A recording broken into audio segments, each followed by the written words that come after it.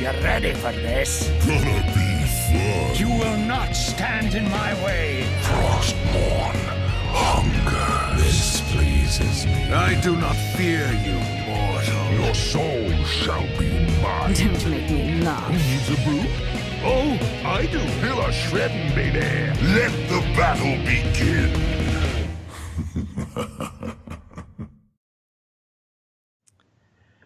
So hello and welcome to the 37th episode of the Nexus Trolls, a podcast all about Heroes of the Storm.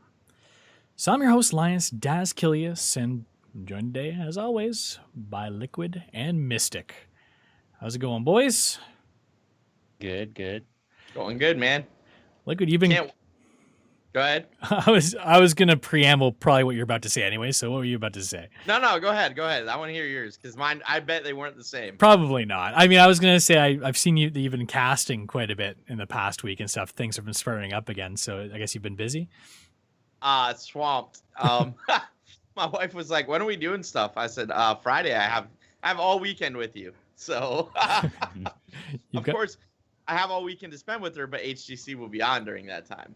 So you've got a very understanding wife. Yeah. I mean, you asked if I could, help cast on Monday, when I was like, well, it's my only day this week that I have with my wife. So I had to make sure that I didn't burn that bridge, because that's an important one you don't want to burn.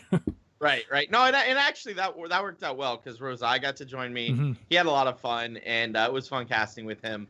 So that worked out okay. Yeah. I like that. Roz, for those of you that watch our show regularly, would remember him. He was on maybe 3 or 4 episodes ago, just before Creators of the Storm, and he participated in that tournament. He's a pretty well-spoken person that's very knowledgeable about the game, so I'm sure you probably appreciate the chance to cast as well. So, Mystic, what have you been up to in the Nexus this week? Well, I've been, playing some of that Stukov here and there, mastering that champion.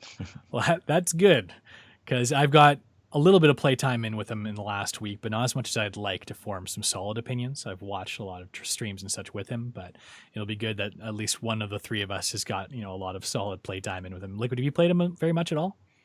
I have played 2 custom games with him, because I didn't have time for queues. So I just threw a couple bots in there with me and 1 or 2 other people and just customed it and played with it just to kind of get a feel for him, but nothing that, not really, not enough that I'm like, yeah, I can tell you this is how we should play him. You're not really a support player anyways, right? Except for Karazim. Yeah, I mean, he felt good. Did he feel good to have behind you as a tank player, I guess is the real question, because you've probably been in at least a few games with him, considering how prevalent he is in quick match right now. Oh, man, the heals were insanely good. Yes. Yep. Mm-hmm. I loved having him as a healer. Yeah, so we've got a lot to talk about in the show today. The things we're going to be talking about. Obviously, we're going to be talking about Stukov, since he just came to the Nexus yesterday. We've got patch notes that came along with it. Like, obviously, there was a lot of PTR stuff that launched last week that rolled into the live server this week. We're not going to go over a ton of that stuff because we did cover it last week, but there were a few new changes to the patch notes with when it came live, including nerfs to Malthael and Anubrak, and a slight buff to Tyrande too, which I'm pretty excited about, which I've been waiting for a while. We've always got, as per usual, LiQuiuD's eSports Corner. Mystic, do we have a shakedown this week? Not this week. I've been pretty busy this week. Okay, so no shakedown. But we're also going to have some updates on teaching to troll, and of course, this week's news. Now, before we get into any of that, I know what you're expecting, LiQuiuD. That's coming in a minute. Just hold your horses. But first, we got to thank our patrons over at patreon.com/trollsgg. The show's always going to be free. If you're looking for a way to support the show, you can head over there and you can do so there. And what we started last week, and we're going to be going forward with from here on out, is putting forward the troll of the week. It's someone in the community that is a friend of the show that we'd like to kind of highlight. And the troll of this week is Super Dave. Super Dave is a friend of myself, LiQuiuD, and Mystics. He actually used to be on their chair league team, and he's probably the only person I know that apologizes every time he misses our show. So he's almost always in chat watching the show, and if not, he apologizes and then watches it shortly thereafter. So Super, thanks for being such a great friend of the show. It's always good to talk to you and play with you in the Nexus, bud. Okay, so LiQuiuD really wants me to say is that I lost last week's debate, and I lost it horribly. I think I got like 25% of the vote. LiQuiuD got 75% of the vote. So I got shellacked. Last week's HOTS debate, we were debating the topic that stealth is a healthy game mechanic. LiQuiuD was debating the side that it is a healthy game mechanic, and I was saying it's unhealthy and should be removed from the game. Apparently, everyone thought LiQuiuD did a much better job at debating that than I did, and I guess believe that stealth is a healthy game mechanic. So as a punishment, I must appear in stealth mode during this week's news segment. So that being said, I'm going to play the bumper. Wait, I think we need to go over the standings just to make sure everybody understands where we're all sitting. Okay, because LiQuiuD, the eSports guy, loves his standings, and I'll give you a little hint as to who's on the top. So the standings for our HOTS debate, these are lifetime standings. LiQuiuD is on top with a 4-1 record, 4 wins, 1 loss. I think Mystic is the only person who's actually beaten him at this point. And then my record is 2 wins, 3 losses, and Mystic's is 1 win, 2 losses. And then Shiz, who is no longer a host of the show, but I'm sure he'll be coming back once he gets back into stateside from his posting overseas.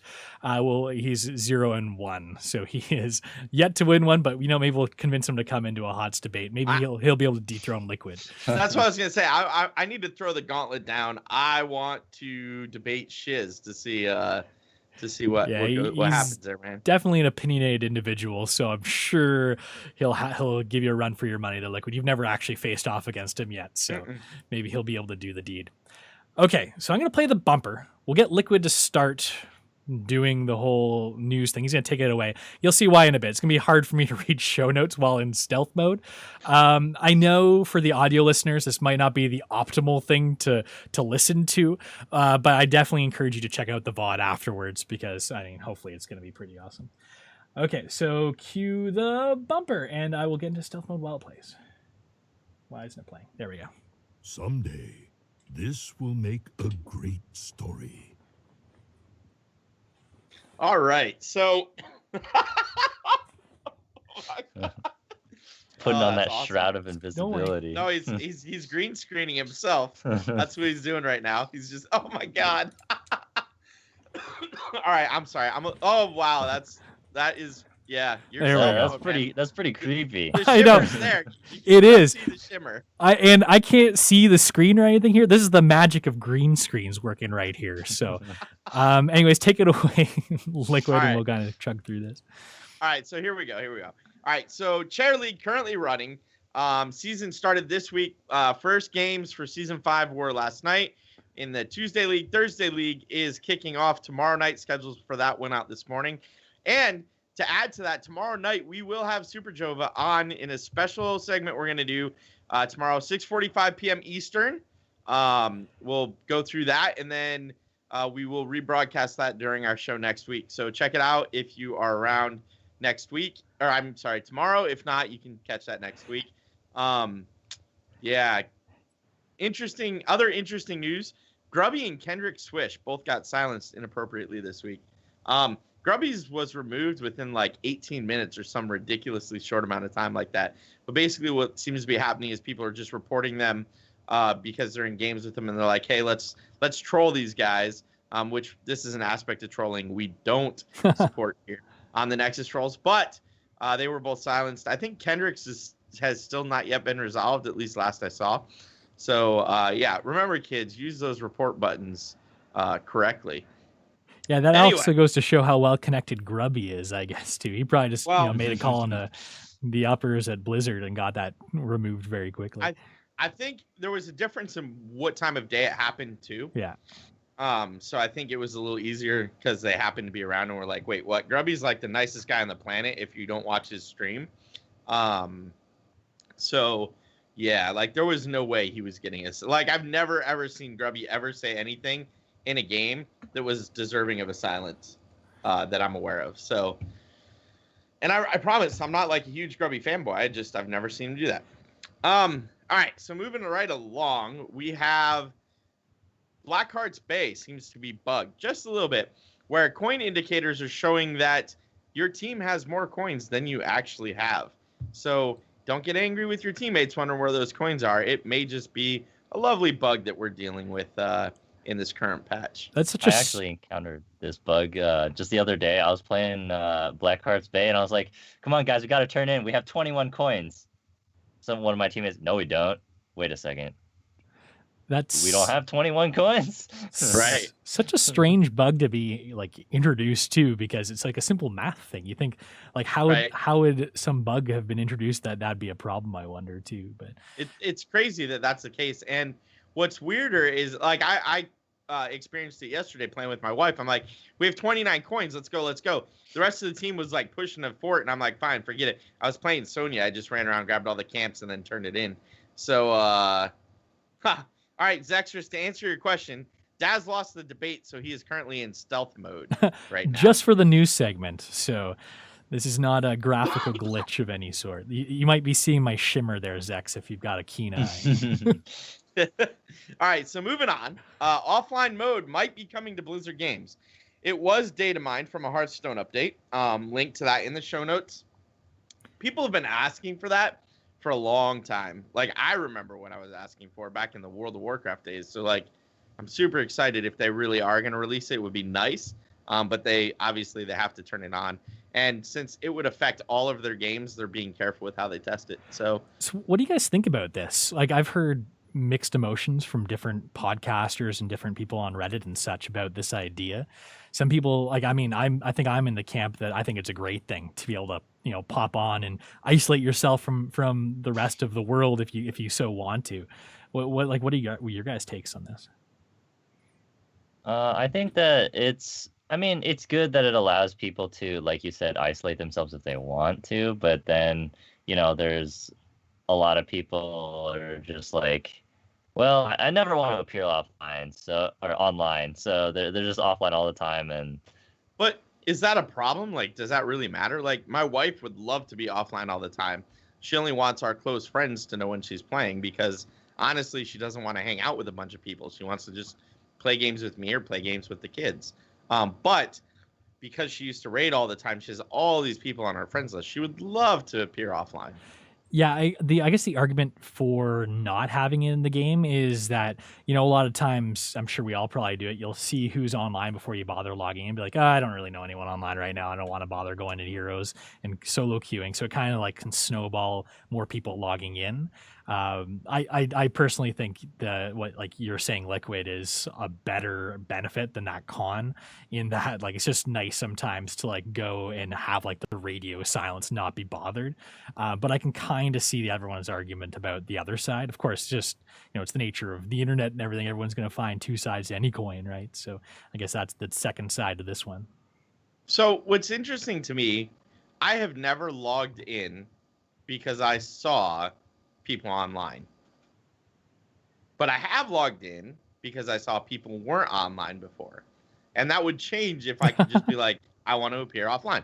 There have definitely been times where there were people I didn't want to deal with, so I just didn't log into the game. This gives me an opportunity to do what I want to do in the game while still ignoring said people. Okay, so no naming names, right? No, well, it's nobody in this, in like my immediate group of friends. It's me, isn't it? No, Is that why I never see you online, LiQuiuD? No, it's my arch nemesis who will remain nameless. Ah, Zextrus, that's who it is, right? Yeah, I hate that Zextrus. No, Zextrus, you're good, buddy. Don't worry about it. All right, so we're gonna move on to the. Actually, that's the end of the news because I already covered the super thing. Thank God. Okay, I'll come out of stealth mode. Ugh. It's actually hot under that green sheet. I was about to ask. It's pretty hot over here. Is it hot over there? It definitely is. Okay, so that means that it's time for LiQuiuD's eSports Corner. Hey yo, how you doing? It's time for LiQuiuD's eSports Corner. That's right. You're gonna want to stick around for this. All right, take it away, LiQuiuD. All right. So, we have our normal standings and we have our normal, like, the 3 games I'm looking forward to most this weekend. But before I even jump into that, I just want to throw 2 things out there that I did not expect to be seeing. So I apologize to you two. These aren't in the notes right now, but I'm going to go ahead and cover these.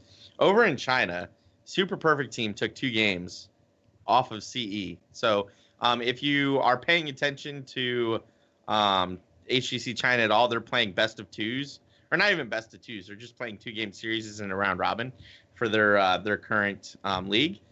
Super Perfect team, who did not look that great in phase 1, didn't look that great anywhere else, came back and stomped CE 2-0. Check those out if you can. They were actually really good. Also, they're in second place right now, so SPT is actually doing a good job. The other thing that just completely blew me away, Tricked Esport beat Team LiQuiuD, like out of nowhere, like in EU. Completely, like everybody's like, what just happened there? So that was good. And then GFE seems to be struggling. They went 5 games with no tomorrow, and they lost to Team Freedom. So some weird stuff going on in all 3. Well, I say 3 of the 4. Korea seems pretty normal. But let's hit the standings real quick. We do have 2 teams already registered for the clashes. Nomia has, or qualified rather. Nomia has qualified, and this past week, Red Candids has qualified. So that's Jay Street's team. They are both going to Western Clash. So that'll be good. And that's happening in the Ukraine. So how we're calling that the Western Clash, I'm still confused about. But it's in the Ukraine and it's free. So if you have a way to get to the Ukraine, you can go check out some really cool Heroes Esports for free. But let's hit the standings real quick. Over in HGC China, we do have CE still sitting at the number 1 spot with Super Perfect Team right behind them in number 2. Korea, MVP Black sitting on top. Tempest sitting in number 2. L5 seriously struggling in Korea right now. Part of that may be due to they just don't care anymore. The money's not in Heroes, to be honest, in Korea. It's just not there. So they may be moving past this. It's hard to tell. Over at EU, Fnatic is sitting at number 1, and they have actually qualified for Western Clash. So no matter what happens between now and then, they've already cinched their spot, which is impressive with 2 weeks to go. Week 4 and week 5 both happened before the bye weeks. So, and Team LiQuiuD still sitting at number 2. I expect that to change. And then number 1 in North America, something that I don't think anybody saw coming. I certainly didn't. Team Freedom sitting in number 1 right now. So are they the real deal now? So, all right. Well, and number 2 is Gale Force, okay? But here's what I would say. Team Freedom has immensely improved since phase 1. They are a much more solid team now. But the rest of their schedule, not so easy before the Clash. In fact, one of the games to watch, the game to watch Friday on my list, is Roll20 versus Team Freedom. And I think Glaurong and his boys can beat Team Freedom, which is gonna hurt them in the standings, right? So I do think they've improved greatly. I definitely think they're a top 4 team. Top 4 in NA is really like Tempo Storm's struggling, GFE's struggling. Roll20 can't seem to find their feet after coming back from a good performance at Midseason Brawl. And Team Freedom sitting in number 1. Like, NA is just, And then, yeah, like Zexter said, No Tomorrow has the easiest next 2 weeks before the buys. So it's like, I don't know. I was on Twitter. I told I replied to DB Smiley, who I did a show with a couple months ago before Midseason Brawl. I can't wait to see his next article that he posts for GFE, because like I want to see what his model says. He said his model was going crazy with how NA was shaking out right now. Like, I'm dying to see the raw output of that model and just trying to figure it out because it's all over, man. Just so everyone knows what DB Smiley's model is, he actually comes up with essentially MMR ratings for all the teams based on like global performance and such. So I guess it shakes out like with almost like a bit of prediction of how teams should perform on the global stage, because, you know, a lot of teams don't get to play cross region very often. So it kind of comes up with a global set of rankings. Well, and then what he models it like out of 10,000 times, right? So he runs the matches that are remaining 10,000 times, and it predicts the winners and losers over the course of 10,000 match or 10,000 series, and then he uses those percentage ratings to figure it out. So it's like I don't know. Man, NA is crazy, and so is EU right now. But Saturday, going over to Saturday, EU Fnatic Dignitas. Fnatic may be qualified. Dignitas wants to qualify, and Fnatic ain't gonna do anything laying down. So like, that's gonna be a game. I'm sure the last people that Fnatic wants to lose to is Dignitas. Those guys Right. have quite the little rivalry going, like Yes. friendly rivalry, but rivalry. No, but a rivalry nonetheless, right? I expect that to be a great game. That's gonna be Saturday at noon Eastern, and then Saturday at 5 Eastern, Tempo Storm Roll 20. Yeah, I'm psyched for that one. So many good games. So if Roll 20 comes out of this weekend with a couple losses, are they pretty much out of it for the Clash? I don't think so because so let's say hold on, Because they're I'm hitting just one of pulling the it up hottest quick. teams in Team Freedom, right? And then They are Tempo- hitting one of the hottest teams in Team Freedom, and then they got to hit Tempo Storm. Now I think they'll beat Tempo Storm again. Let's see, but then they face No tomorrow, and that's not going to be an easy game in week 5. So they've got a tough road. They got to claw their way back up. They I guess. they gotta win. They have to win out. If they lose to Freedom, that puts them at 3-2. Puts them at 5-1. Yeah, they're gonna have to win out. But Tempo Storm's in the same boat, and so is No Tomorrow. Like all of the teams, actually, Team Freedom I think ends up in that same boat too. All of the teams I believe have to either win out or win at least 2 out of 3 games to move into qualification. So, but yeah, those are my three games to watch this weekend. I mean, look, if you're like me, you'll watch as many of them as you can and watch VODs on the ones you miss. I wake up in the morning and I start the Korean stream from the very beginning and watch all of Korea, EU, and NA. I watch a lot of the Chinese games while I'm at work Monday, Tuesday, and then I cast the Open Division games. So like I'm consuming a lot of the HCC matches, but if you're only going to have time for between 1 and 3 games, check out those 3 games. If you only have time for one, honestly, Friday night Roll 20 Team Freedom is probably the most important from an NA point of view. Tempo Storm Roll 20 on Saturday is like, I like Zach's calling it El Clasico because it basically is for NA, right? But then Fnatic Dignitas is like truly El Clasico if we're going to get real, right? Like that's EU. And yeah, like the only way it's better is if they were both Spanish teams, which they're not. So yeah, like those 3 games will be sick. Pick one to watch if you don't watch all 3. But yeah, and then, all right, last thing I wanted to go over, NA Open Division Cup number 2 results that just happened. First, I'm just going to throw out there, a lot of teams weren't happy with how Cup 2 was run. We're going to dig into it way more on Troll and HGC after this. But basically, teams were notified 10.5 hours before the Cup that it was going to be played on the tournament realm. And then everybody in round 2 had to wait on round 1, even though there were only 3 round 1 games. It made for some upset people, a lot of upset people. I linked the Reddit thread in there if you guys want to read about it. Like I said, we'll talk about it more on Troll and HGC. But Imported Support and Hold It Down went to the end in the finals, and Imported Support lost to Hold It Down 1 game to 2 games. So some solid Open Division Cup games going on right now. Also, I guess I lied. I have one more thing I want to throw out there. Because I got to plug Heroes Hype. If you are listening to this or watching it live, well, if you're watching it live, you're probably too late for Heroes Hype. But if you're listening to this and you have 4 friends and you guys enjoy playing Heroes of the Storm at a high-ish level, go check out Heroes Hype Wednesday tournaments. They are pretty good, and I like them. They run well. They're always cast by a solid team of casters, and yeah, they're putting on the Tempo Storm Series 2. There will be prize money at the end of this. So yeah, go check it out. I wish our team was good enough for that. Not quite though.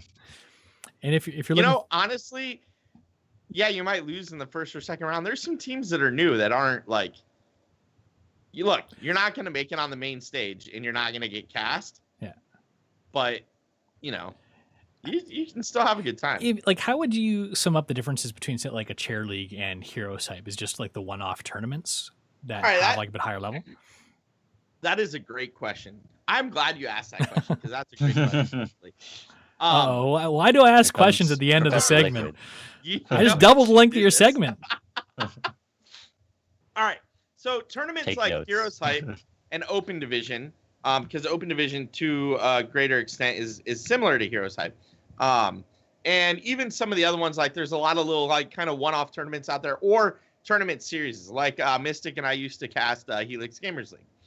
I would actually say it's much closer to what Chair League is now. So what Chair League used to be was the 5 days a week. You could be scheduled for, you went in and you picked 3 of those 5 days that you could be scheduled for. So like we used to do Monday, Tuesday, Thursday, I think, on our team, right? Or something like that. We'll just use that for the example.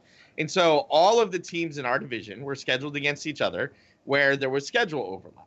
So if there was another team of our skill level in our league, we would get scheduled on one of those 3 days. And we would play a game. And every week you would come in and you would do the same thing. And at the end of the season, top 16 would go into a playoff series and then go into a, all the way through the finals. And you won Chair League. What Chair League did that some of these others don't is, excuse me, he tried to balance it around skill. So like he had his own MMR. Super Jova has his own MMR system, and he would say, you got to win this week, that's plus 15 MMR. You got to loss this week, that's minus 15 MMR. You got to win this week, but it was by from a team that hasn't won any, you got plus 8. And like he did MMR to balance it and try to keep it balanced. With Heroes Hype and Open Division, they focus more on your, it's still there, but it's more like it's a straight tournament, right?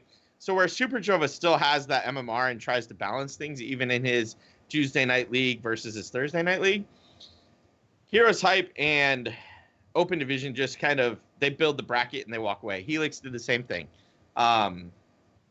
It wasn't number 1 versus number 2, which would be much closer skill gap.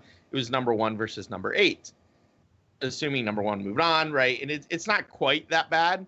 I don't want to make it sound like the best team in Heroes Hype is playing the worst team in Heroes Hype, but there's not an active, let's try to keep all the teams the same skill level to make it more a closer match, right?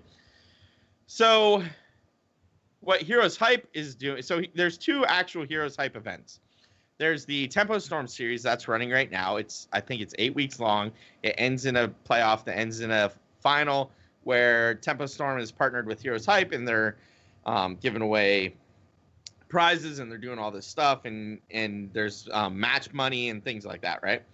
Then there's the Heroes Hype Amateur series, which is much closer to what Chair League is, but you basically earn points per win, and those points stay on the bracket or on the standings, and you get to see how you match up against other people. They have a playoff at the end. So they're very similar, but they're slightly different in the matter in which they're played and how standings are reviewed and when standings are reviewed. So that was like the long way around to get there. Cool. No, it's always interesting to hear about different like outlets for the amateur scene for Heroes of the Storm, and it's nice that we do have a healthy one as well. Okay, Right. But I'm gonna say we're gonna move along before we get LiQuiuD too far down the rabbit hole, and we're gonna start talking about Stukov, because I'm sure that is why a lot of people are probably listening today to hear our impressions here. We did cover him briefly, some first impressions last week. We're going to get into a bit more of a deeper dive on him this week. So Stukov, as most of you likely know by now, and Mystic did a pretty good job of kind of introing him last week, he's essentially an infested human Zerg, a hybrid, I guess, from StarCraft, and he's coming to the Nexus as a support character. Now, he's very unique because Blizzard always likes their unique playstyles and unique characters in that he spreads pathogens, healing pathogens to teammates and infestation pathogens to enemies called, what are they called? Weighted pustules. So essentially the healing pathogens spread around your team kind of like a virus, and they give your team heals over time. Now, you've got a skill shot to spread your infestation pathogens around. They don't actually spread from enemy to enemy. However, they act in very similar way. They stay on the enemy and have a bit of an overtime effect, which I'll get into in a second. So Stukov in the PTR was bugged.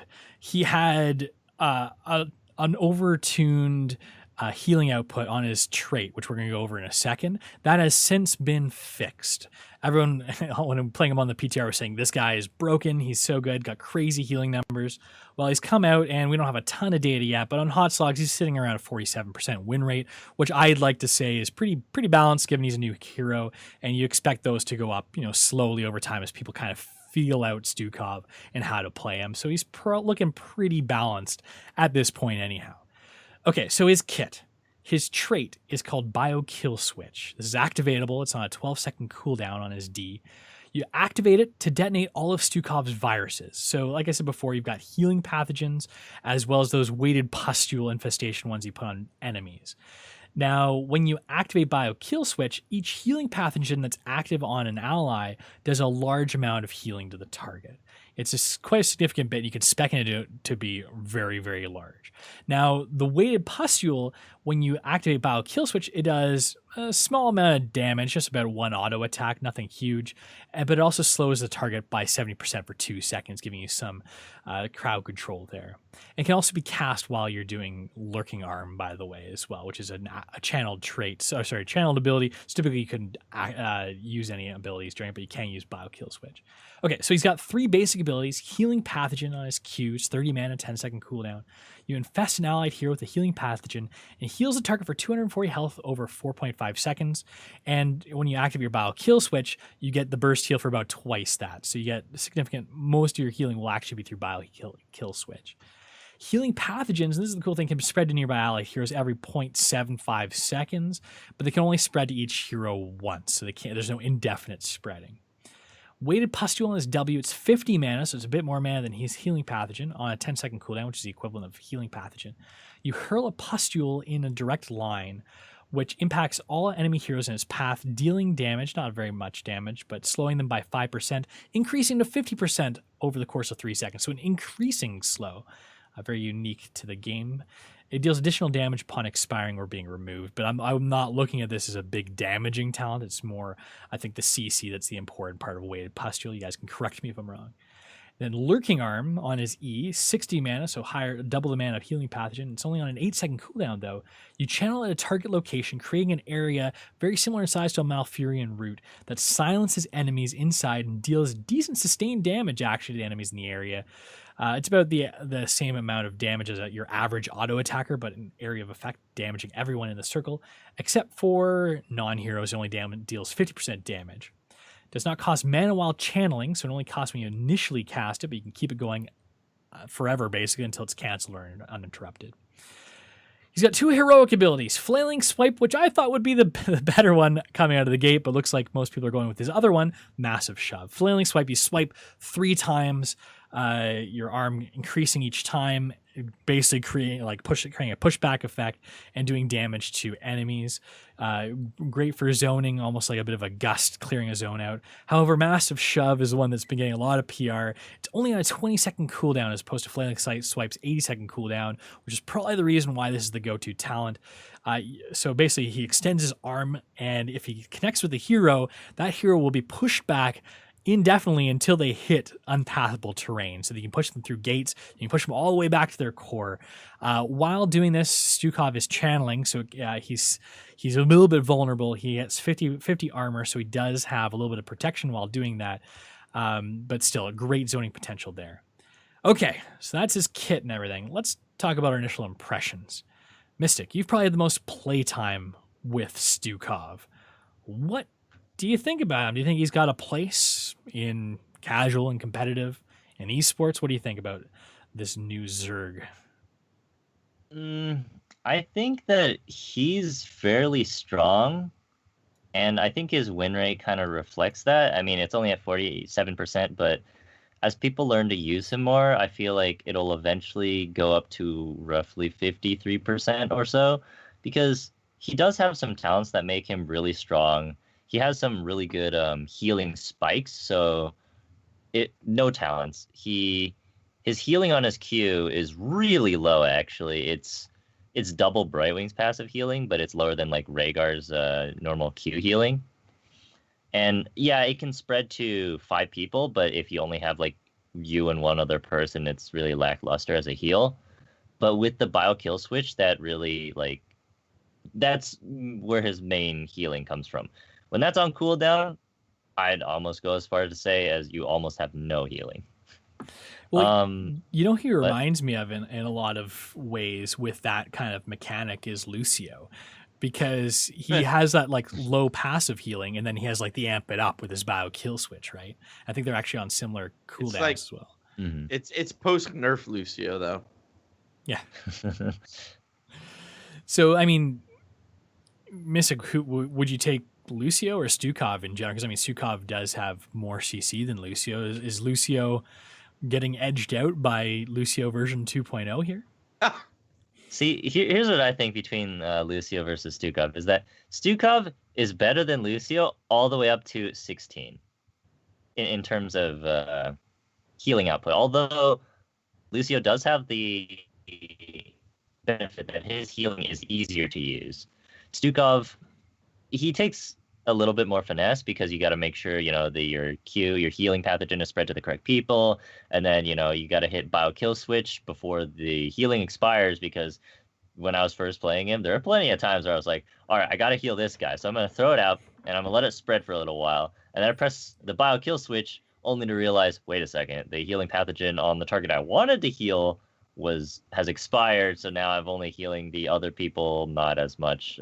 I didn't want to heal those people, so yeah, I came across that as well. It's tough because you're trying to spread it around, but it can take a while to spread, and then by the time it's been spread around, like the first person's is almost done too, right? Or it is done. So you do have to be very careful if you want to try and maximize your bio kill switch. Not to mention it's on a different cooldown than your healing pathogen as well. Yeah, and his other abilities, Weighted Pustule is actually an insane ability. It is kind of slow, like the projectile speed and the range isn't like the best, and it's a really good skill though if you hit it. Lurking Arm, see, I initially thought this would be really strong, and I still think it's like a pretty strong ability, but it doesn't like, personally, I don't feel like it flows with his kit as well, because he has his Q, which he throws it out, it spreads through everything. He has the W, which is the Weighted Pustule. You throw it out, and it just does its thing, right? His Lurking Arm, he has to basically root himself like a hammer, and then spread the AoE silence. Well, the AoE silence is good. It has like it almost has like a second startup time, and then the silence appears, and then you have to take like a second to stop channeling and move away.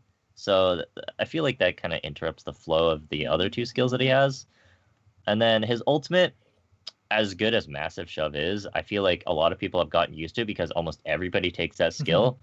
And so when I chose Flailing Swipe, everybody was surprised. They're like, what is that skill? And it's really good for peeling, actually, where, let's just say your KT or your Gul'dan is caught out, the Diablo, like, charges him or something. Suddenly Flailing Swipe comes out, and he's like, wait a second, I just used my gap closer, and he just pushed me back. Well, there goes the initiation. And I've used it almost like a pseudo gust, where I've used it to steal bosses before, and that was pretty fun.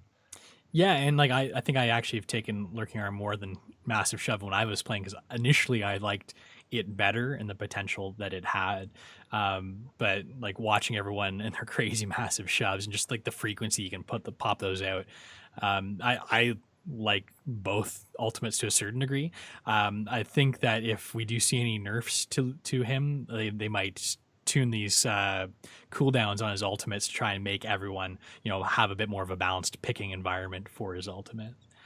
So what do you think about his comboing potential, this silence? Because that's one thing I've seen or heard a lot about too. Like, if someone like Medivh drops a ley line or Zeratul drops a VP, you can basically put down your Lurking Arm underneath it, and you just sit there. You don't even need to really time it, because it just lasts for as long as you want too.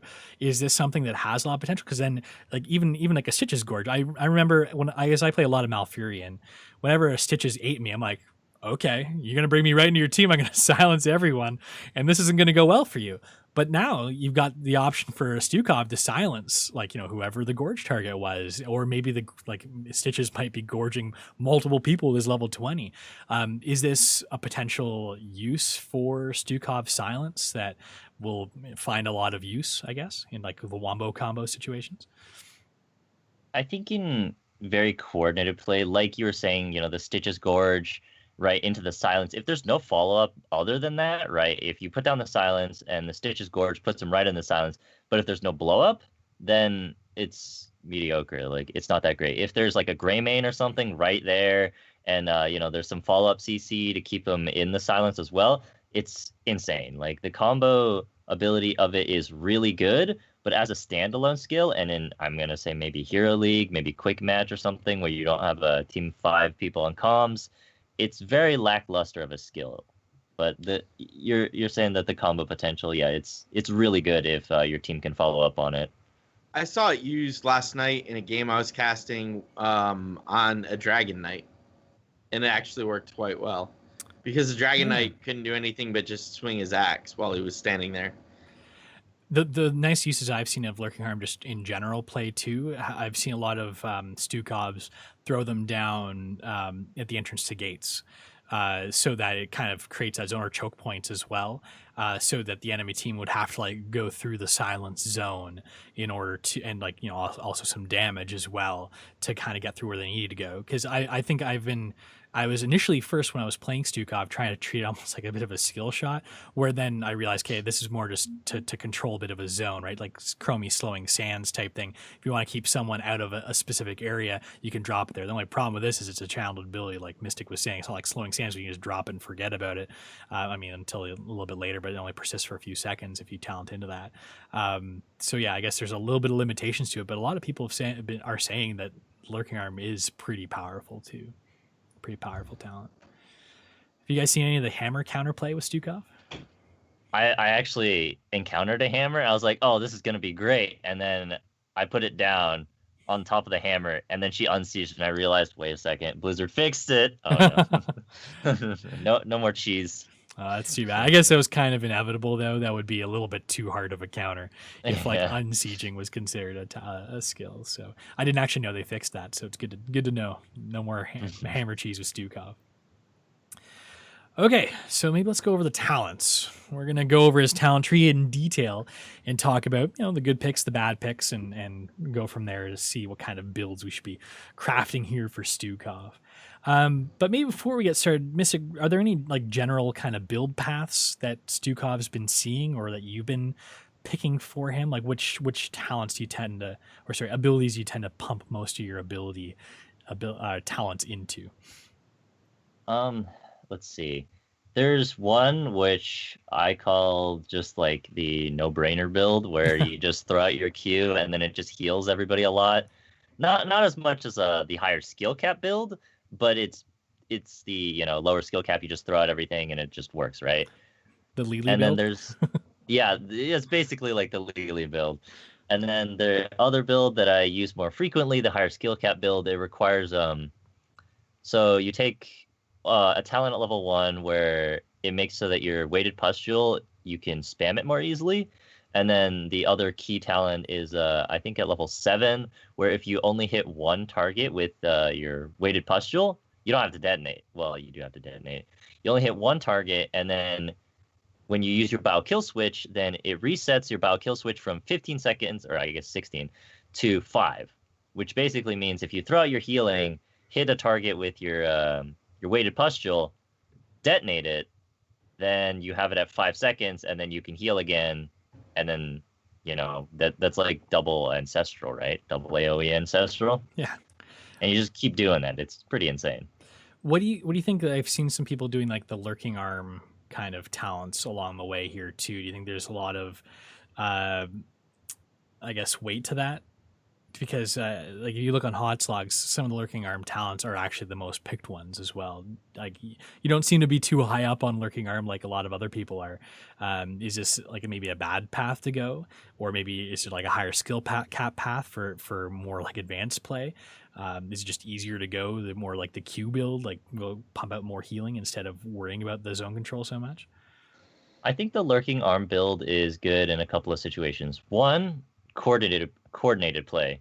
Two, you can use it in double healer comps where you don't need to heal as hard, in which case, go ahead, take lurking arm. You then become like, one of those utility or damaging healers, one of those hybrids where you can do damage and you can heal. You don't excel at both, but you can do both, right? Like the Tyrande and stuff like that.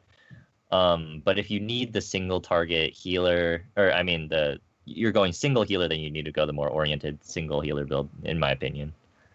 Hey, well, let's on that note go through the talent tree here. So on level 1, we've got 4 options. Spine Launcher, basic attacks become ranged because he's typically a melee assassin or melee support.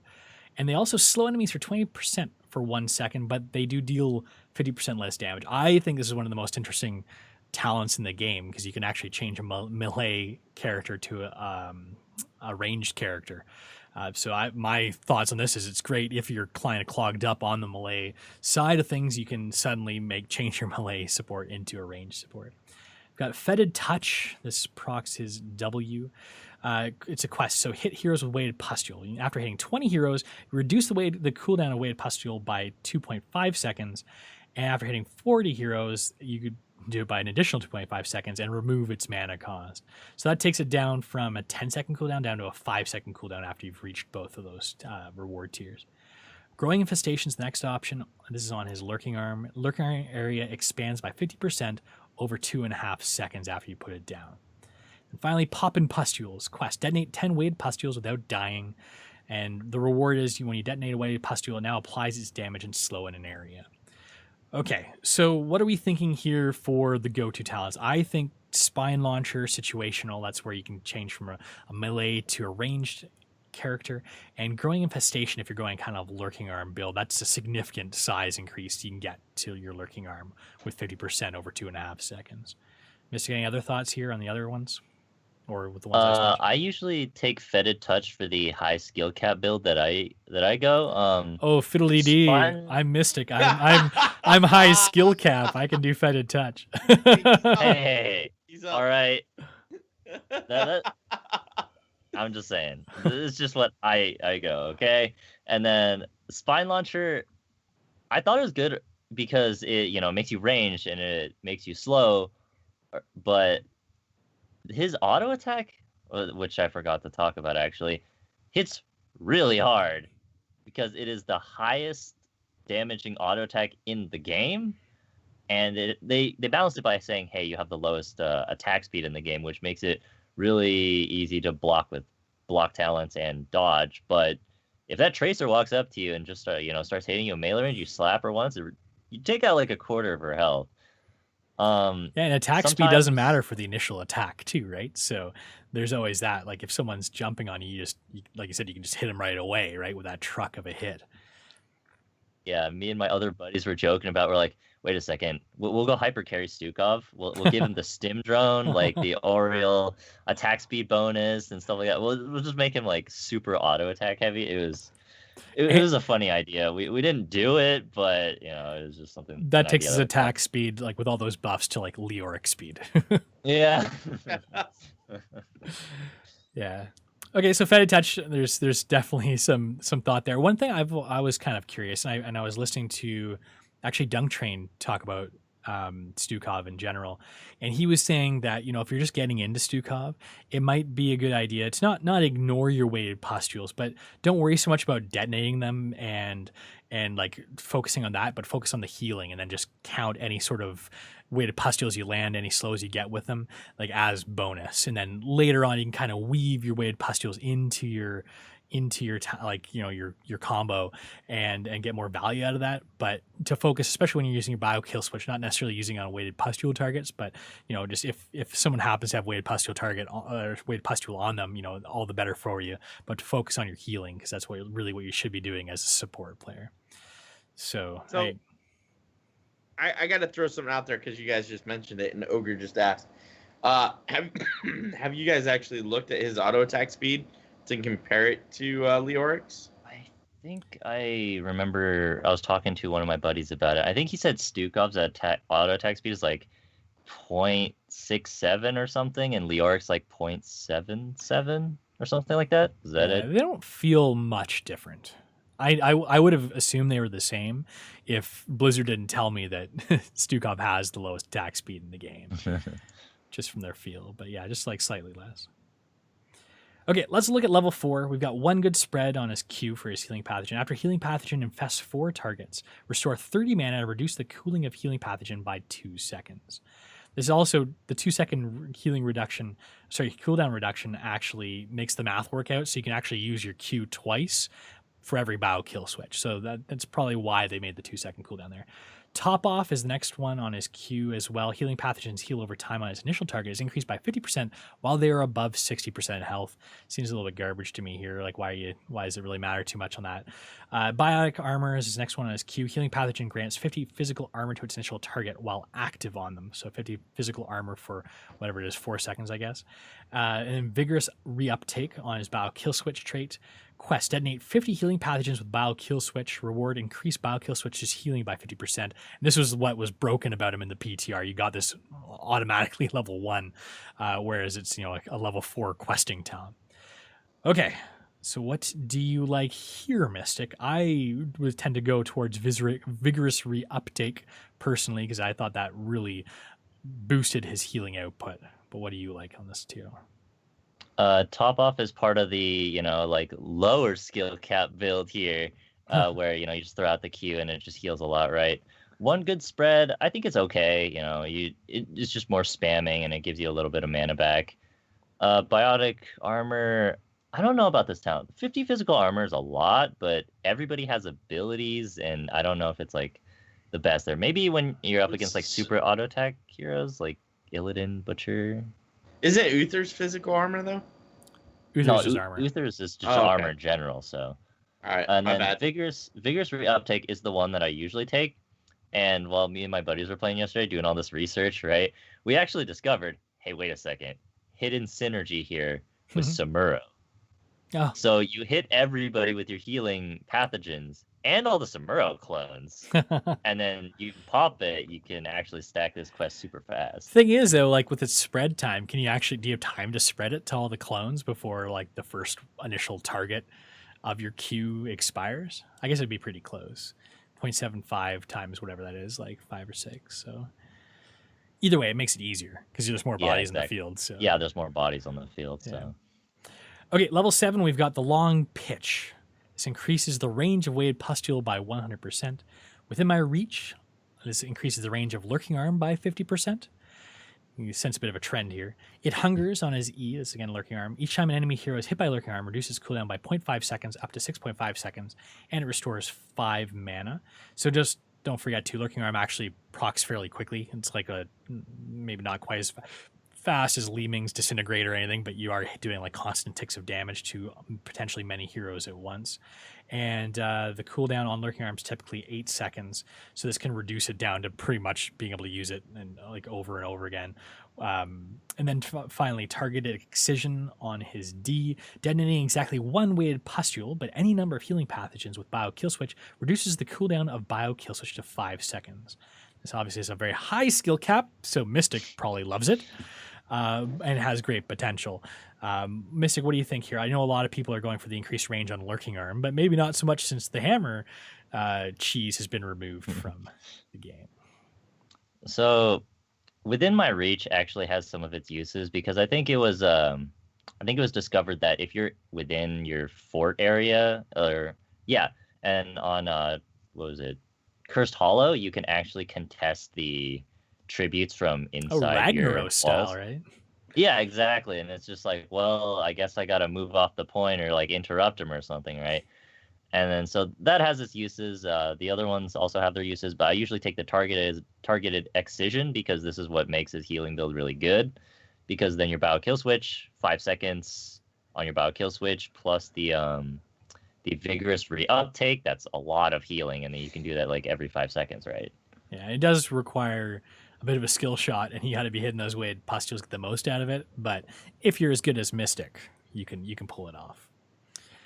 So poor Mystic, you're having a hard time today. Level 13, reactive ballistospores on his W. So when taking damage below 50% health, instantly spread a weighted pustule to all nearby enemy heroes and reset the cooldown of Bio Kill Switch. This effect has a 10-second cooldown. I thought it's an interesting talent. It makes him almost like Raynor in a little bit, that he can get that extra healing when he gets below a specific threshold amount of health. Low blow on his E. Lurking Arm deals 150% more damage to enemy heroes below 25% health. Lingering Spines on his E. Lingering Arm persists for 1.5 seconds after it is cancelled. A lot of utility there. And Virulent Reaction. Detonating a weighted pustule on an enemy who is inside of Lurking Arm roots them for 2 seconds. Again, high skill cap, so we know Mystic's taking this one. And it can also, but that being said, detonating your weighted pustules, that means you're not necessarily using your biokill switch for your healing effectively, so it can potentially reduce your healing output. So Mystic, we already know which one you're taking here. What do you suggest for us plebs? Hey, reactive biospores is actually pretty good. I take that sometimes. And you're right, virulent reaction, that one's really good because you can, with the targeted excision, you can hit someone with your weighted spores, right? Your weighted pustules, and then hit them with Lurking Arm, and then pressing the biokill switch to root them. Not only are they rooted, you hit them with the weighted pustule, you popped all your biokill switches, but now your biokill switch is on a 5-second cooldown. Ooh, synergy alert. So if you're looking for like the crazy, like I can kind of see now Stukov how he's shaking out to be a potential high skill capped hero, but like I can see in coordinated play and in the hands of very skilled players, he can potentially be a very dangerous healer to face off against. Okay, so what about Lingering Spines too? I've seen a lot of people taking that where Lurking Arm persists for a second and a half after it's canceled. Nice thing about that is you got the little leave behind, which synergizes with his level 1, where it actually grows in size by 50% over 2.5 seconds because you leave the big one on the ground too. So you basically almost have like a little mini Malfurion root kind of thing on the ground that you can walk away from instead of having to channel it. Do you take Lingering Spines at all? It's good for playing really defensive and when you do have that combo going, because you can put it down, right? And then the person that you're comboing with your Lurking Arm, let's just say they're getting totally destroyed, but then their assassin comes after you and you need to get out of there. So you have to cancel your Lurking Arm and reposition. So this is really good when you still want that person in the Leoric Entomb or something to be totally screwed while you get away. Yeah.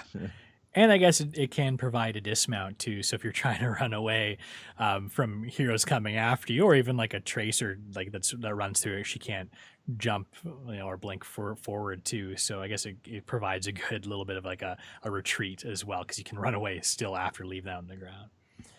Okay, level 16, we got Super Strain. This, whenever an ally with healing pathogen is stunned, they're instantly healed for 250 health. Universal Carrier. Healing pathogen can continuously spread through Stukov, but its healing is reduced by 60%. This does not affect the bio kill switch healing, by the way. This just affects his passive healing, which I didn't realize, and I thought this was a bad talent because I thought it affected bio kill switch as well. Pox Populi. Bio kill switch no longer removes healing pathogen, instead refreshes its duration. This theoretically, and I mean this isn't a very ideal situation, and with the spread time and everything, you don't actually get this. It can increase the potential output of healing by up to about 33%. Eye Infection, increase the final damage of weighted pustule by 50%. It's not that great to begin with, the weighted pustule damage, but additionally detonating weighted pustule with bio kill switch blinds the target for 3 seconds. A little bit of utility there. What do you think here? I think most people, according to Hot Slogs, are taking Universal Carrier and Pox Populi. But what do you think, Mystic? Super Strain, I think, is underrated. It's actually really good because a lot of people, like to stun and CC these days. So that's really good. Universal Carrier, really good with the, with almost any build because, it provides that constant healing, right? Even though your healing is reduced by 60%, it wasn't like a ton to begin with. So it's mostly bio kill switches healing. So that's also really good. It provides that constant Brightwing healing. And I guess Populi is to make sure that when your bio kill switch is off cooldown, you're almost going to guarantee that you've got some healing pathogens on people too. With Universal Carrier, you don't have to worry about syncing up your cooldowns as much. Yeah, Pox Populi is also really good because for maximum healing, right, you do that bio kill switch, it just refreshes the duration, right? So you're just getting that extra healing output. And then Eye Infection is situationally good because it's not like healer oriented. It's mostly, hey, you're utility / healer. You're not full on healer kind of oriented. And I guess Papuli can synergize with some of the earlier talents you were talking about before that can, reduce the cooldown of your bio kill switch or your healing pathogen as well too. So some interesting choices there. And then level 20, we've got Controlled Chaos. This is Flailing Swipe's mana cost is reduced from 100 to 50, and it gains 2 additional charges. And each swing, you only swing one time now every time you use it, but it does swing at maximum range each time. So you don't have like the small one, the medium sized one, the big one. It's always the big one. Push comes to shove. This augments Massive Shove. It travels 25% faster, and if Massive Shove pushes a target for more than 1.5 seconds, its cooldown is reduced by 15 seconds, basically making it purely spammable because it'll be on a 5-second cooldown. And finally, Bio Explosion Switch. Bio Kill Switch now also detonates Lurking Arm, applying a weighted pustule to enemy heroes inside and silencing them for 2 seconds. Extra extended silence there. Now, if you take Massive Shove, is push come to shove the way to go? Is there an argument to be made for Bio Explosion Switch? And how about when you take Flailing Swipe, because we know you like it there, Mystic, do you take Controlled Chaos? See, there was one game, and only one game, that I actually took Controlled Chaos, and there's a reason for this. Because I loved Flailing Swipe. But then I took Controlled Chaos, and I was like, all right, this is going to be great. I can really control, what my ultimate hits. And then I realized, wait a second. I think it actually makes your ultimate worse. As weird as that sounds. So you gain those 2 additional charges, and right, it's controlled, right? However, here's the thing. So when you hit it, it hits them once at the maximum range, but then you have to wait 3 whole seconds before you can use your second one, which I think is the deal breaker here, because there's some times where you want to swipe, and I was going to assume it was on a 1-second cooldown. So then when they come in a little bit again, you swipe, and then, they come in a little bit, third time, swipe. I was going to use it like that, but no, it was swipe. Okay, now I have to wait for three whole seconds while they destroy, while they come back in, destroy my squishy, and then I can swipe again. So I think that this actually nerfs your level 10. So I would recommend not taking it unless you know exactly what you're doing. And then Bio Kill Switch or Bio Explosion Switch here. I'd probably take that if you take Flailed, or if you took the Flailing Ultimate, just because I think it's more useful than the other one. And then Push Comes to Shove is actually really good because if you angle yourself correctly, you can always have it on a 5-second cooldown. So Ogre's got a good question in chat here too. Does Flailing Swipe, does it attack just heroes, or is it minions and mercenaries, etc. as well? Because looking at the text, and I can't recall after playing if it knocks back everything or just heroes. Do you recall? I think it's everything, because whenever I use the flail, everything in that 180-degree cone, or not cone, just the whatever range. The protractor thing, yeah. The shape, yeah, it was all pushed back. So I believe it is everything. Interesting. Something to test. So how are your damage numbers coming out with Stukov and the builds that you're doing and the talents you're taking, Mystic, and healing numbers too? Do you feel how is he compared to other healers? Can you solo heal with the Stukov? I guess that's probably one of the bigger questions. Yeah, you can totally solo heal with Stukov, especially if you take the higher skill cap build. I was actually watching a game where there was a Stukov and there was a Lucio on one team, and their healing output was insane. They both had 120-some thousand healing because they're both AoE healers, right? And so their team almost never died. It was kind of stupid. Interesting. I mean, the thing that I am pretty promising, I think, about Stukov is that he doesn't only have the AoE heal, he's also got that burst heal too. And I mean, I guess you can argue that Lucio's Amp It Up might be considered a burst heal too, but I mean, his Stukov is instantaneous, and I like Stukov more than Lucio too because of the CC that he's got. I guess you can counter and say, Lucio's kind of got CC because by making your whole team faster, you're making the other team slower. So there is that side to it as well. So if you had to rank the current support meta in terms of healers that you should be prioritizing in a drafting environment, how would you put Stukov in there? Or like, what would your top 3 healers be? And are there any significant drop-offs along the way, Mystic? The reason I'm asking you is because I've got a Chair League game tomorrow, and I'm the main support player, so I need to know who I need to take and who I need to practice up for my game on Thursday. Let's see. As far as healer goes, I think Oriel's really high on that list, and so is Uther because he's Uther. Which is kind of funny. There's this bug that I encountered on Reddit. I was reading about that. I thought it was really funny. They're like, all right, sometimes when you pick Uther, it makes you play Tyrande instead. And so some of the people are like, oh, this is the best nerf to Uther I've ever seen. That was pretty funny. Yeah, Oriel is really good. Uther is really good. Malfurion is still pretty good, but he's a little bit like less healing and more damagey now. And Rhaegar. Stukov is... I don't know. I'd like to say he's a good healer, but I just think all these other people provide healing and a bit more because Rhaegar has a slow, right? Stukov, he's just different. He provides also a lot of healing, and then that silence field if you can wombo combo it, and then with flailing or even massive shove, right? You can provide the peel. So he just has his own thing to provide to the team. I think he's really strong. But I don't know if he's as strong as like Uther, Rhaegar, Oriel, and Malfurion at the moment. So in your mind, he's looking like he's a tier 2. I've seen him ban out in a lot of unranked games going along, but that's probably just because people are sick of seeing him a quick match, and that's why they're trying to find refuge in unranked, right? So you'd say, I guess, would you still call Uther tier 1 at the moment, and then maybe a little bit of a drop off to the rest of those 3 you mentioned, and then Stukov and the rest would be a bit of a grade below those? If Uther was like S tier, then Rhaegar, Malfurion, and Oriel would be like really close tier 1 to Uther, and then I'd say Stukov is actually right behind that. Okay. So he's still pretty good, but I don't think he's like as good as those ones, personally. I really hope we'll see. I could be wrong. I hope we see him in competitive because I want to see what pros are going to be doing with Stukov. Oh, we'll see him in competitive. Oh, we'll see him. That was I cue LiQuiuD whenever I say like eSports. It's like all of a sudden it's like boom, LiQuiuD's gotta come in. I was gonna ask you what you thought about that, LiQuiuD, but as soon as you say that word, we're gonna really dig into it a little bit more tonight on trolling, but I absolutely believe we will see him appear at the clashes.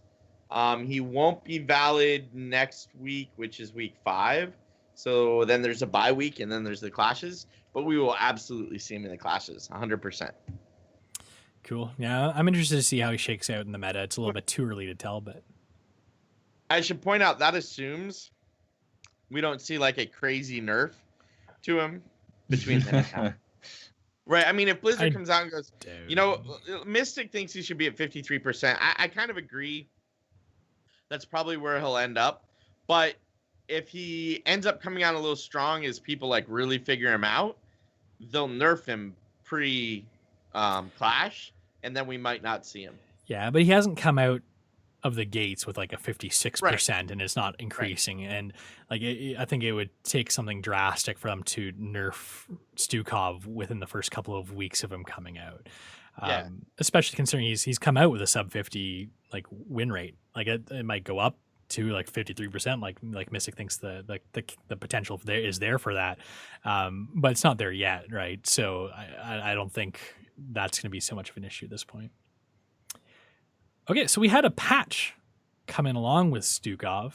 We did? A lot of stuff in there. A lot of it we covered last week, so we're not going to go over it again. But first, maybe we'll do a quick comment on Zul, because Zul got a rework. He's a bit more team brawly if you talent him that way. A little bit more diverse kit that he can kind of throw at the enemy team. So looking at hot slogs, he's increased slightly, not very much. He was taken from about a 50% to a 51%. Statistical error comes into account here, I think, since we're still pretty early on. What do you guys think, Zul? Like after having had a bit more experience with them over the past week and the past couple of days, having him on live, do you think he's got potential to find his way back into our hearts? I think he's much more fun. I'll give him that. He's much more fun, but he's like your same lovable Zool, right? He still does like the same thing, except he's better in team fights. So I'm sure yeah, Zool loves being called lovable too. That's what necromancers love to hear, right? But yeah, I don't know. I mean, we talked about it last week that there'd be potential for that kind of brawly build with, having that crazy auto attack curse strikes going out. Have you guys had a chance to play him like that? I was playing in the PTR. I haven't played him since he's gone live. There weren't a lot of tanks around the PTR, so I didn't get a chance to see that to its full potential. Have you guys seen any bruiser Zools out there in the past couple of days?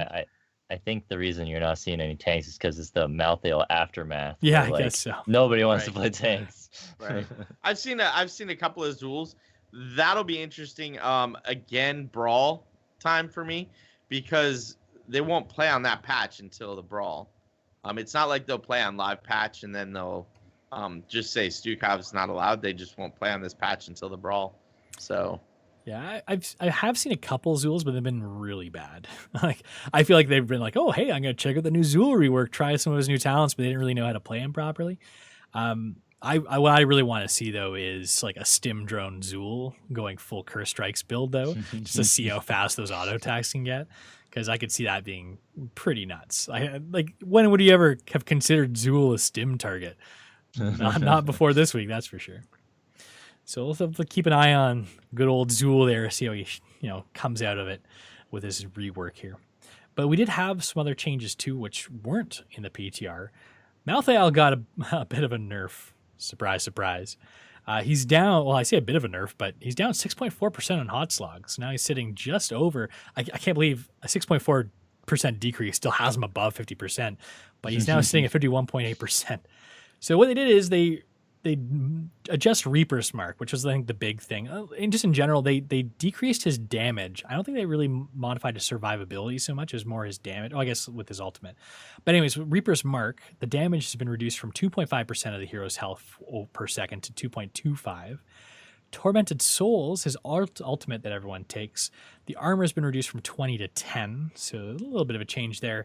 And then level 13 Ethereal Existence, that's 10 physical armor per hero, afflicted by Reaper's Mark. The maximum's now 40 instead of 50, which, probably very rarely you're getting to 50 anyways, but still does change it a little bit. So I think, probably the big thing here is that his Reaper's Mark damage got reduced from 2.5 to 2.25, significantly changing his damage output. What do you guys think about Malthael now? I guess he must be a little less scary going down 6.4% on hot slogs. That's saying something.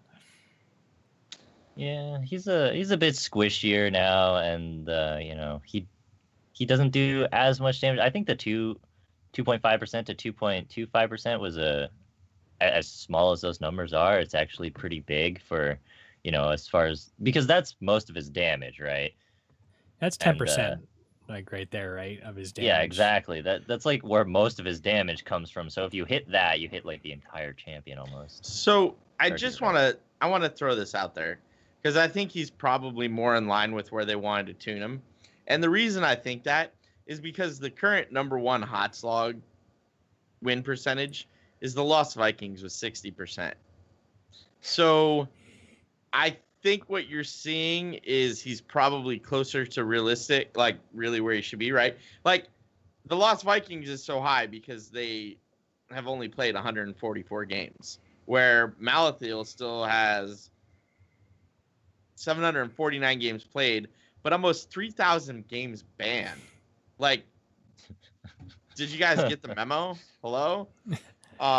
Still, people just don't like playing against Malthael, so I don't blame people for banning him in Hero League, even if he has had these nerfs. Because even if you follow hot slogs closely and you're like, okay, well now he's down to a bit more reasonable level. He's just not fun to play against, and he's hard to counter, right? So I think that's generally why you're still going to see the bans probably for the next few weeks still, even though he has come down. And there's always that lag between the meta for bans and the kind of data we see on hot slogs. Right. So Tyrande, one of my favorite heroes in the game. I've been playing her incessantly, knowing that she was hopefully going to get a buff soon. Well, Blizzard says, and they've put this in the dev comments and the patch notes, that they think that, well, everyone's been clamoring for buffs, so they decided to buff her a little bit. Their data is showing that she's actually in a better place than they think that everyone perceives her to be, and that it's more of a perception problem because people are taking Tyrande in solo support environments where she really shouldn't be seen as someone who should be able to solo support, very much like a Tastar too. And everyone, is saying that Tastar is an assassin now, not really a support at all, because he should just be supporting himself. And Tyrande, I guess, in a lot of ways can kind of fall into that camp. So that Blizzard's kind of argument here is that people are picking her in wrong situations, and that's why they think she's underperforming. Regardless, though, they did increase her basic attack speed by 6.5%. I personally would have rather seen damage increase by 6.5%. Because, well, I mean, like, think about it. Like, what's that mean? Like, every 20 auto attacks, give or take, you get an extra one in. Like, how often are you going to be, like, hanging around enough to do that kind of, like, to see that extra, auto attack make a difference? Whereas, if you just get a 6.5% increase across the board to your basic attacks, I could see that, being a bit more valuable. I guess maybe it's just, splitting hairs here. It's pretty much the same thing either way because you're getting the damage out a little bit faster. But I would have preferred to see the damage increase. And they've done some small changes. I'm not going to go over them all here to our underperforming talents, ones that people didn't pick very much. The one thing I'm specifically going to point out, because it's one that I took all the time, was at level 16, Mark of Mending. There's a bit of nerf there. This talent was where everyone who was attacking a marked target would get 3% of their health back. It's now only 2%. That being said, Tyrande always got 2% heal from her basic attacks. You still get that from taking this, and that's more the reason why I was taking it, to be honest with you, than the other reason here, or the other ability there. So hopefully this will help Tyrande. I can't imagine it's going to change much. She's up very slightly, but I don't think this is a very significant buff. I'm kind of hoping that we'll see more buffs in the future, but I think they're trying to address the perception issue of her as a solo support and telling people don't do that. I did hear some interesting speculation. I can't remember which podcast, but I think it was maybe the Core that I was listening to. They said that they think that the dev comments here are kind of hinting at maybe reclassification of heroes. Impending. It's a forum post. There's a forum post where they said they were looking at possibly changing classification for heroes like Tyrande, Tassadar, and one or two other ones where they're not really support, but people are picking them as support because it says they're support. And so they're looking at maybe redoing that. It's kind of the same way with warrior, right? Like, not all warrior is a tank. Not all tanks are warrior. Well, that's not true. Not all warriors are tanks. Wow. Sorry. I'm a little. The next one's got me all jacked up. So yeah, we'll get to that very shortly too. Yeah, I mean, I guess this classification of heroes in general has always been a bit of a PR problem because it's hard to pigeonhole like unique heroes into specific slots like that. So it'll be interesting to see what Blizzard comes up with here. They're very much like want to keep things simple, and it's hard to keep something like this simple because there's so many different potential classifications you can come up with. I know your other MOBAs, Mystic, you can correct me if I'm wrong. I think they just more have like labels on some of them, right? Like they'd be like labeled as like tank/ambusher or whatever. I guess you wouldn't really have a tank. Bruiser, so you healer. have multiple flags, right? I guess is that more what it's like in League of Legends? Yeah, they just give them multiple tags basically. Yeah, because maybe that'd be a better way to do it, to handle it in Blizzard's side of things too. But who knows? I'm sure they've got something that they've been mussing about with, and probably will be launching. Who knows? Maybe BlizzCon they'll be announcing that as one of the upcoming changes. So LiQuid, Anubarak, you want to tell us about what's happened to Anubarak, the poor beetle? They've nerfed my beetle to the ground. Is he a beetle? I guess so, right? He is an undead. Beetle is the closest classification I could give to him. He's a crypt scarab, I think is what he actually is called. So beetle is fitting. They we're gonna get emails from like the bug nerds. They're gonna be like, who would know? Ro would be like, no man, it's called this. In fact, I'm gonna throw a little shout out to Ro. He has a post going right now about what your favorite Wrath of the Lich King raid was. A poll on Twitter. Go check him out, Ro. Wow, good stuff. Anyway, all right. So Anubarak. You want me to go through the whole thing, or you want me to just tell you why? Just tell us about it. All right. So His basic attack damage was reduced by 4%. All right, I kind of get that. He was doing a good amount of damage for a tank. His health was reduced by 4%. Yeah, that was way too much, in my opinion. This is his third or fourth health nerf. Locust Swarm was rejiggered. I like the word rejiggered. That's probably the best way to describe that. Damage in the heal was increased by 24%. The duration, though, was reduced from 8 seconds to 6 seconds, which is 25%. So it's the same output, but a little more bursty. All right, that makes it a little more attractive. But then Cocoon had its range reduced by 33%, which means you really have to be close, which is kind of bummer because I really like getting those long-range Cocoons out. And then the missile speed was reduced by 33%. Now, I got to be honest, the missile speed change, not like pro players will notice that. Pleb players, not a chance. You're still getting hit by that. Like that third speed change is not going to. Well, I guarantee like 99% of people didn't even know that there was a missile involved. Like it feels like a point and click, right? You don't even really see. It's very subtle seeing that because it was so fast. I think I've cleansed that once in my entire like Heroes of the Storm career. And that's Mystic, so that's saying something. The one time. It was really hard to cleanse, and you had to be like max range so you could see it coming. Yeah, it's difficult, right? So I agreed they had to do something with Cocoon. I think this is probably the right way to take it. But then level 16, Epicenter, the bonus area impact area increase was reduced from 85% to 60%. Yeah, I like that talent. I'm really sad about that nerf. Look, I read it somewhere today, and I don't remember if it was Reddit or Twitter or God only knows because of the amount of stuff I like look over. But somebody said, Blizzard, please stop taking meta tanks and nerfing them to try and fix the problem. Instead, fix the problem. Like, Cocoon was brainless. I agree Cocoon had to have something done to it. I don't disagree with that change. It's the rest of it. Like, Anubrak didn't need a 4% health reduction. He didn't even really need a 4% attack damage reduction. He did need a change to Cocoon. That was it. That was, like, really where the problem was. And I feel like they went in typical Blizzard fashion, what they did to ETC, what they did to my girl Valera, what they did to every other hero that gets super strong, they nerfed it into the ground. And just because it's not showing up yet, and he still shows a 50% win rate, he will soon enough join my poor cow ETC out to pasture. In the grass. Yeah. I heard around the grapevine that a really big problem that some people say that Blizzard isn't addressing with Anubrak is actually his E, where when you knock people up, it slows them for 2.5 seconds. All people are saying that that's actually makes him really strong. So, yeah. All this being said, I mean, he's now sitting at the perfect 50% balance point on hot slogs too, right? Maybe this is just bringing him down to earth. Because Anubrak shouldn't be the number one pick in all situations. He's supposed to be a niche tank, right? So here's what I would tell you. All right. Yes, Blizzard tried to position him as a niche tank. That is true. Here's what I would tell you. When they first nerfed ETC, for the first 3 to 4 days, he sat around 50%.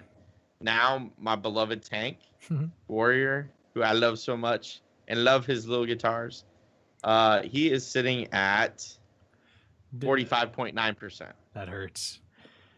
So, I mean... Is that right next to Tyrande? Our favorite heroes, and where's Valera too? She's probably, I guess she's. Oh, don't. I don't. Now I gotta know. Don't worry, it's all cyclical. They'll come back up. It's the way Blizzard works. No, I get it, right? I understand that, but I feel like Warriors are so important to the game, right? Like the whole design, and you could get into like this huge like discussion, and maybe that's something we can talk about. I feel like we debated that.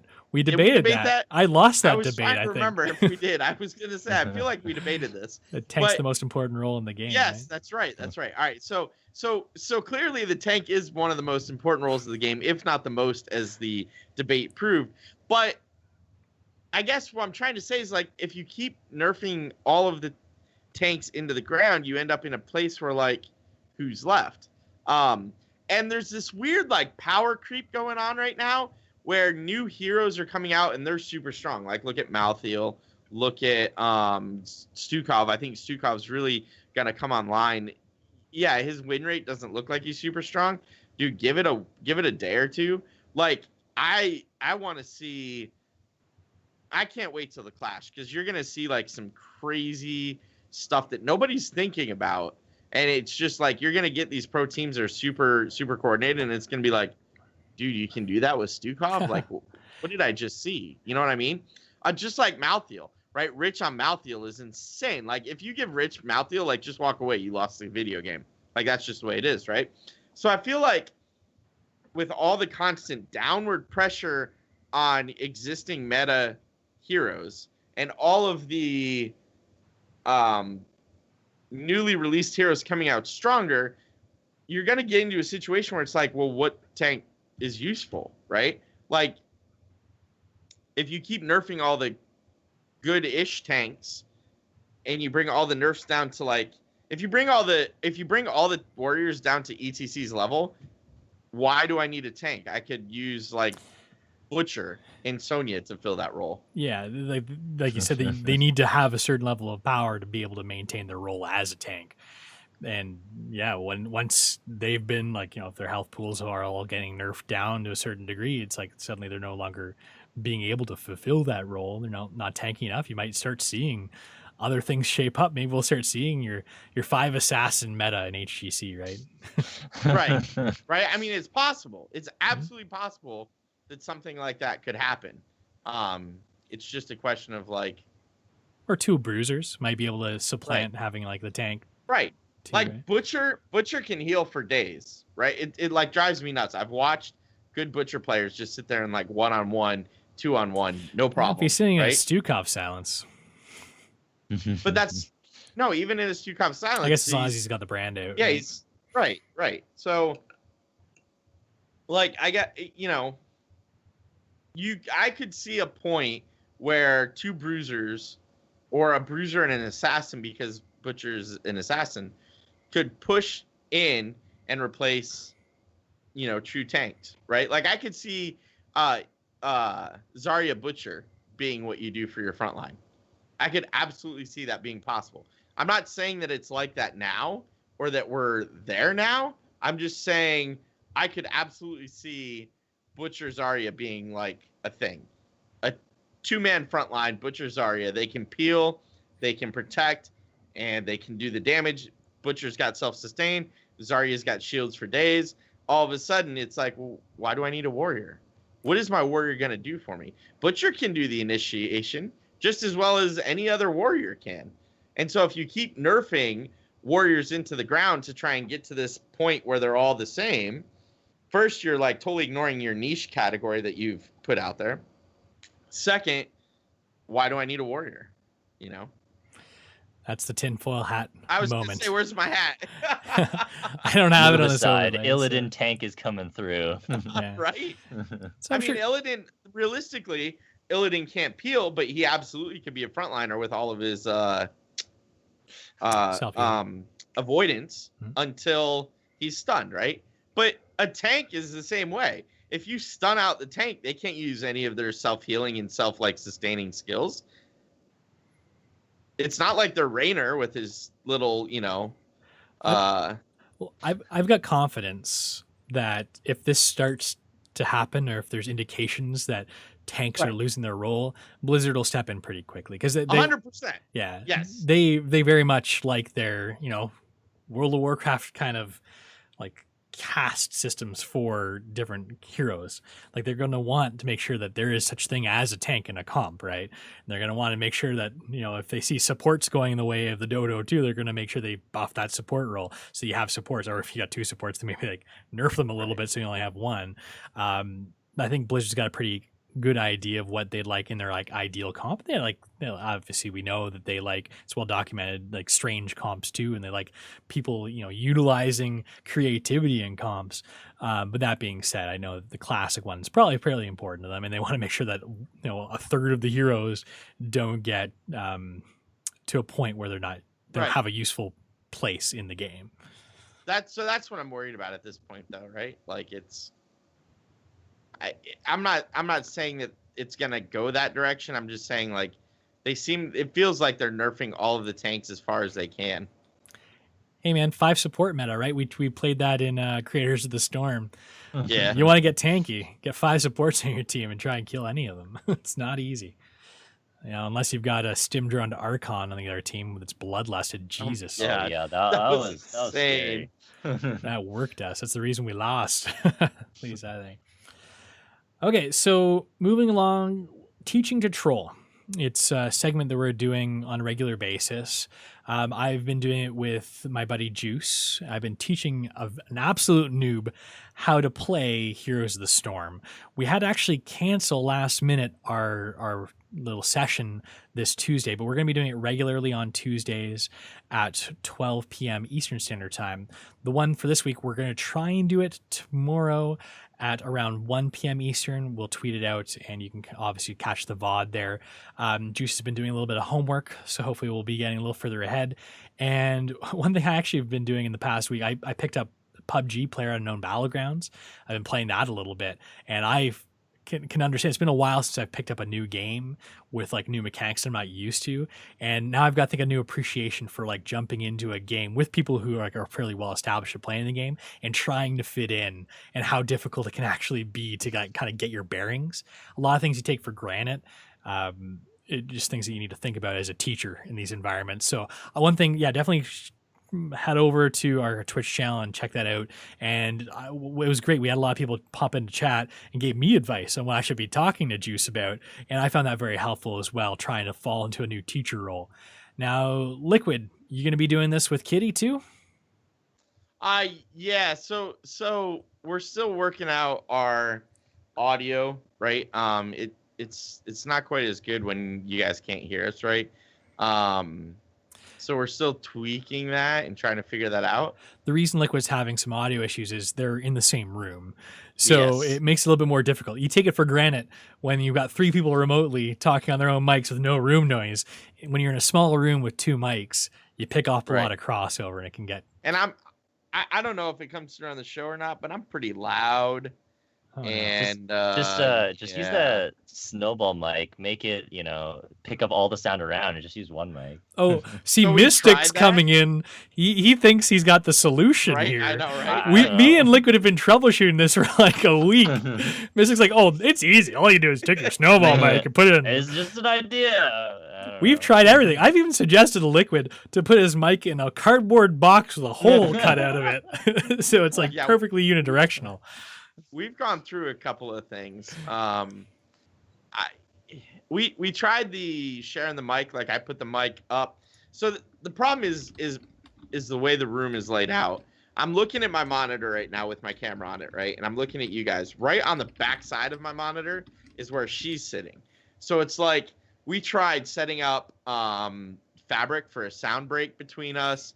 We have tried all sorts of weird stuff to try and get through this. Yeah, And we haven't really found anything yet. at the end of the day, I think myself and LiQuiuD have come to the conclusion that it's the size of the room.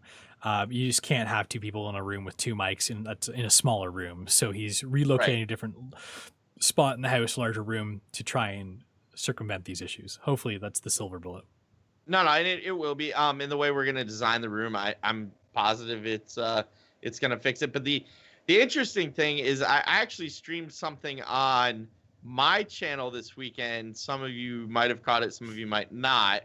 But I had the whole family on for a game, and it was only against AI, and it was pretty interesting to have the whole game, the whole team all at once. So yeah, We should cast a game like that. I mean, And LiQuiuD's kids are running off. We don't know what they're doing. Dad doesn't have control of his team here. it was interesting. We played 5 AI, and because it was like, all right, we're gonna load in just us 5 against 5 AI, so I can try and explain to them, what they should be doing, right? And like at the end, so at the end we were like, all right, we got to all in on this. It was Garden of Terror, and I'm like, because they're all under 5 and they're stuck on Garden of Terror, and I'm like, all right, we got to all in on this, and try to win, right? So we. Wait, is it a raid where you have to win once on every map? No. It was regular, just regular against AI. And I'm like, all right, we have a Garden Terror. They don't have a Garden Terror. I'm like, David can stay behind and clear. Or actually, I hadn't even said that yet. I'm like, everybody run in. Let's go. We're gonna take this keep and we're gonna win. And we start attacking the keep, and I realized there's mobs in the back. And I'm like, all right, David, you gotta go Hearth and go deal with these mobs. So he Hearths and he goes and he starts dealing with them, and we lost. And Jake's like, I don't get it. How did we lose? And I'm like, well, there were catapults on the core. And he's like, I didn't see any catapults. And Tommy, the oldest, was like, no, they were there. Like, that's what did. I'm like, all right, we're going to load up a replay. We're going to go watch. Go all the way to the end of the game. And I'm like, do you see these? And he's like, no, I don't see catapults. So Tommy walks over to his computer. He's like, 1, 2, 3, 4, 5. So at the end of the game, we had 22% on our core and shields, and we had 5 catapults on that core. You know that core was like boom, and it was dead, right? So we didn't get it done. And I'll give you one guess as to who didn't get dessert at dinner that night. No, everybody got dessert. It just that was the last game Jake played with us. I'm not sure if he's gonna come back or not. He's cut. Roster apocalypse. LiQuiud's family. Roster apocalypse. You gotta play your role, or you're getting cut from the team, man. Life is hard. Awkward family dinners. Okay, and on that note, maybe we'll just sign off for the day. Thanks, everybody, for listening to the Nexus Trolls, the Heroes of the Storm podcast. We stream this live on our Twitch channel, twitch.tv/trollsgg, every week on Wednesdays at 7:30 p.m. Eastern, 4:30 p.m. Pacific. So, LiQuiud, where can people find you? All right, so the best place to follow me is actually on Twitter, at LiQuiudGG, LiQiuDGG. But if you're feeling adventurous, you can follow me on Twitch too. Also, LiQuiudGG, LiQiuDGG. If you're feeling really adventurous, I do not have my first sub yet, even though I am an affiliate on Twitch. So you can throw me a sub. I would not mind, and I might even let my first sub help me design the sub emote that I'm going to end up getting, because I have not designed my sub emote yet. So yeah. Cue the floodgate. Hit me up, sub, or just throw me bits, man. I'm good with anything. I do cast, so every other Monday night I cast Open Division for NA. Tuesdays and Thursdays I usually cast Chair League. So and then Friday, Saturday, Sunday, if we can get the sound worked out, you'll see me and my wife streaming either Heroes of the Storm or World of Warcraft, with the occasional, hey family, let's all play together and see if we still like each other when we're done stream.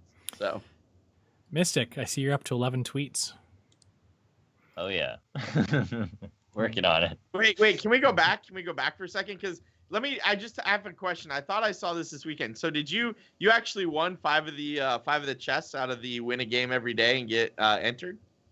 Oh yeah, I did. So I was I was loading up heroes, and then I realized, hey, look, I have an email. So go to look at it. It's from Blizzard.